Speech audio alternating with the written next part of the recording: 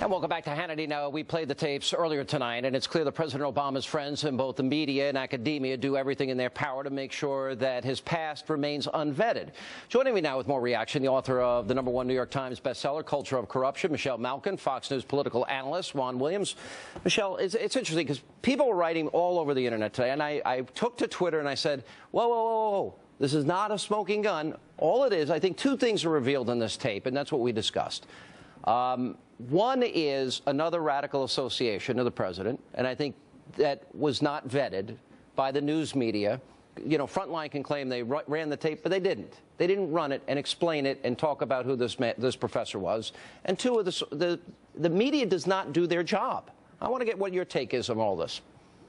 Sure. Well, briefly, in short, we wouldn't be talking about this if not for the amazing supernatural force that is Andrew Breitbart. I agree. And one of the singular accomplishments, and I said this last week, and I'll continue to say it as we go through this election, of Andrew Breitbart and the team that has survived him and is now thriving, is the fact that they refuse to cede, C-E-D-E, the narrative to the left.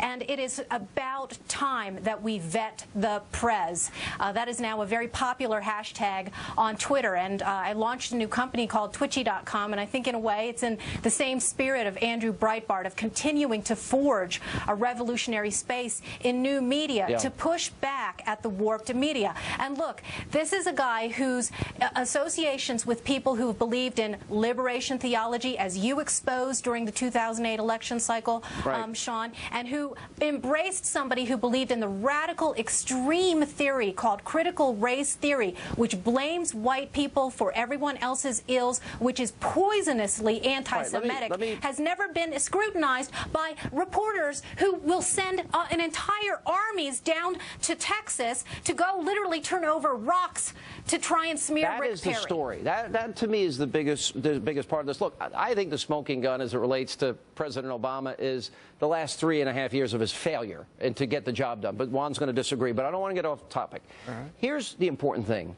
You see the scrutiny of all the Republicans on everything. You know, one question on Bill Ayers. Here's a controversial professor by any objective measure. The video existed. The media knew it existed. They never put it in its proper context. They never showed people. They never explained who this professor was. And then you got Professor Ogletree bragging, I don't care if they see it now. We got him elected, basically is what he's saying.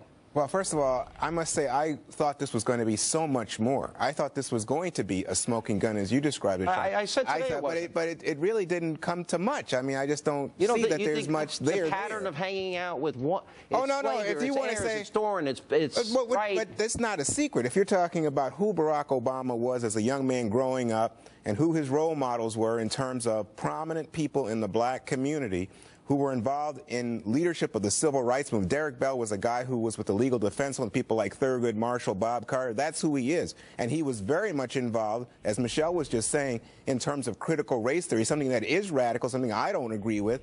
But that's who he was, and it comes out of his experience of going out to Mississippi and fighting the most virulent racists in this country. But that's who the man was. For him to be a role model to Barack Obama, okay, but I don't know that what is that, guilt by association? I think the question here is, Michelle, where's the media asking any of these questions?